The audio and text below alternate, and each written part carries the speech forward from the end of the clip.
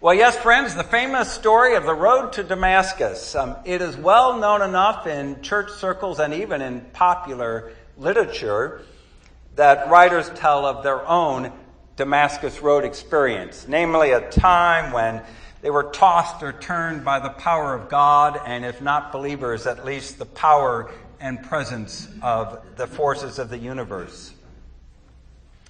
I want to look at this story today, but more importantly, I invite you to look at your powerful moments of encounter, times when you've been rattled by beauty, disrupted by wonder, maybe even knocked down to the ground or empowered by moments of conviction. For the question is one of trust. Can you trust those moments? Or do you just kind of push them aside? Too strange, too weird, can't go there. Keep those moments at a safe distance. A respectable distance, far enough safe and boring.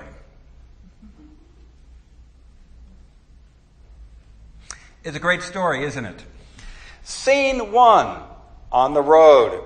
Saul, a small entourage, and a powerful light and a voice off stage. Breathing threats and murder against the disciples, Saul is on his way to Damascus, about 135 miles north and a little bit east of Jerusalem. He has set out on one of his many ventures to root out those Christians who are an abomination, who are corrupting the faith of Abraham, Moses, and the temple. Saul, educated, tough, zealous for his Jewish faith. Also Roman citizen, something that ended up helpful throughout all of his life. In today's reading, everything changes. Compliments of being knocked off his high horse, described as a bolt of light and then later understood to be the presence of the risen Lord. Saul met his match. Immediately, he sensed that this lightning bolt was God sent, but to his great surprise, and undoubtedly to his horror, when asked what it was all about, the voice came back and said, "Saul, it's all about Jesus." Whoa. So much in shock, the servants of his entourage led him away. And he spent 3 days in time out, just trying to sort it all out. Scene 2, a house in Damascus, Ananias, and a voice off stage. Ananias, an early Christian, he thought he was well away from the center of things. He was just minding his own business that far away from the young church in Jerusalem when suddenly he has a vision. And the vision is to go to this house on a strange street called Straight in Judas' home, and there'd be a man there, Saul of Tarsus. He knew about him. This is a bad idea. The idea of visiting Saul, the one who is giving us such trouble, what's that about? But the vision continued, and Ananias followed it. Scene 3, Judas' home, Saul, Ananias, water for baptism. Ananias, undoubtedly quite carefully, enters into the house. As instructed, he goes, he lays his hands on Saul, he prays. Saul's vision comes back. And then, of all things, he's baptized in the name of the Father and the Son and the Holy Spirit. Enemies, now colleagues. Saul even, a convert. Scene 4, Saul in a Damascus synagogue. So we're told that Saul begins to preach, to talk, to proclaim Jesus as God's chosen one. He's a disciple. And more than that, claiming that he had an encounter of the risen Lord, just like the other 11. He said, I am also an apostle. And then later, known as the Apostle Paul. Great story. Wonderful story. But at this time and distance away, there seems to be two problems coming from opposite directions. First, some want to make Saul's experience everybody's experience. So churches that emphasize adult conversion expect that everyone has a dramatic moment of change that can be reported. But then there's the opposite problem. The skeptics in our midst who don't want to make it anyone's experience. But the challenge for all of us who are somewhere in the middle is to find the language of encounter, of transformation, of change. I think most of us are familiar with now the very shop-worn language of a tipping point or a paradigm shift, or the more current language of mindfulness. But the language of encounter remains elusive. See, we're at the heart of a faith experience today, namely an encounter with beauty, with wonder, with holiness, with God. I think for many, like Saul and Ananias, fear and fascination are actually rather close together. An encounter with the holy is often a short step away from something that's frightening. Most of us feel small when in the face of eternity. So fear and joy travel together. It's like standing at the edge of the Grand Canyon or the lip of Niagara Falls, where beauty and power and vulnerability all tumble together in the expanse of the canyon or the rush of the crashing waters. I think many parents in this room would know that experience as well. The first time that we held a newborn, our own. Oh my gosh. Amazed, humbled, frightened.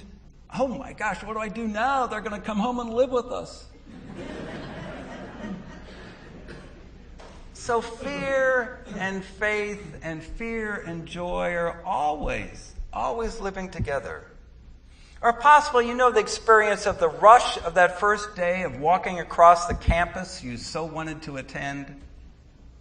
Or the first day on the job that you had always sought, and you had to kind of pinch yourself. Oh, this is real, but then the work begins. Fear and faith travel together. The unknown and the holy are not far apart.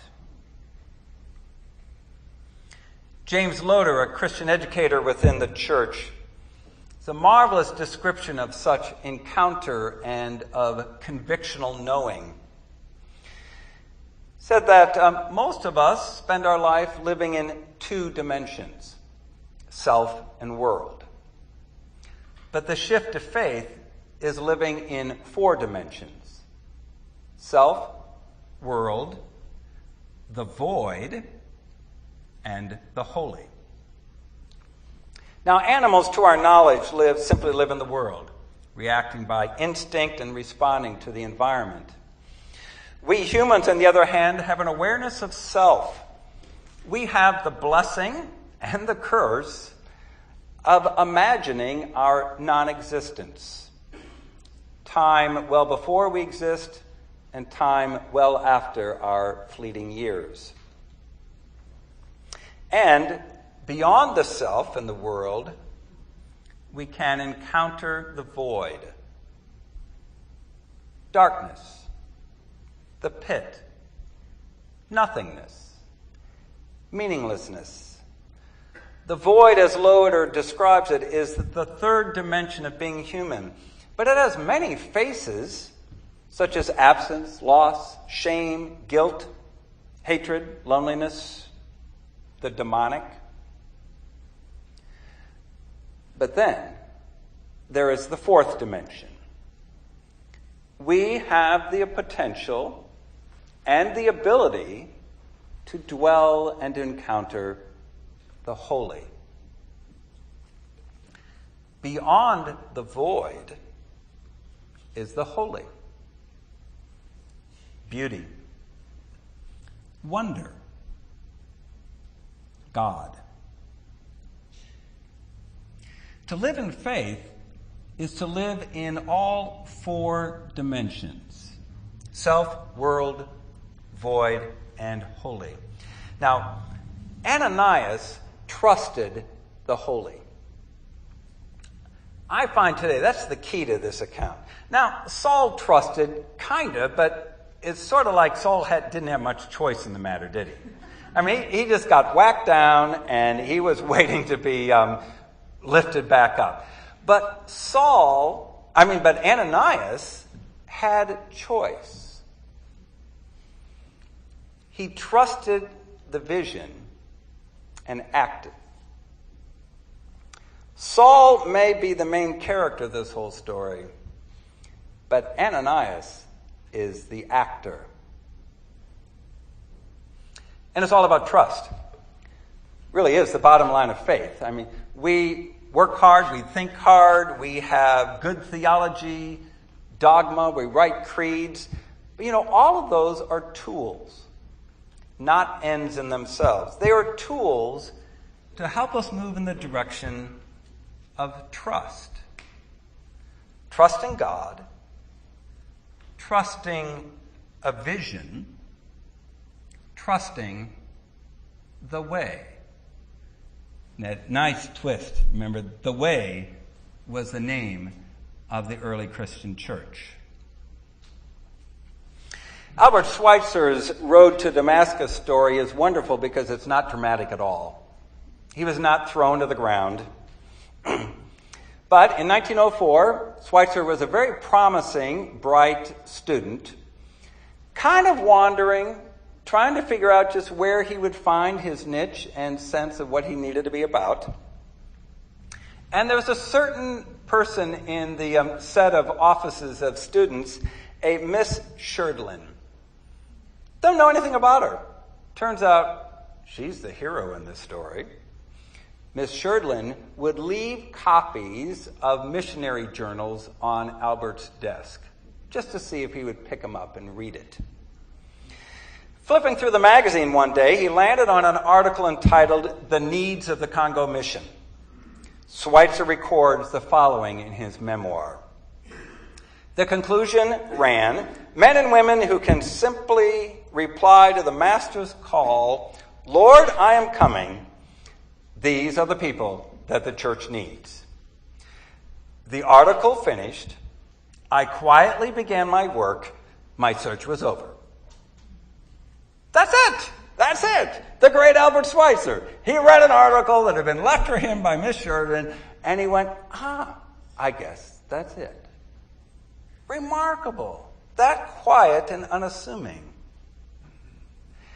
Yet Schweitzer followed a vision that propelled his life and in community changed the world.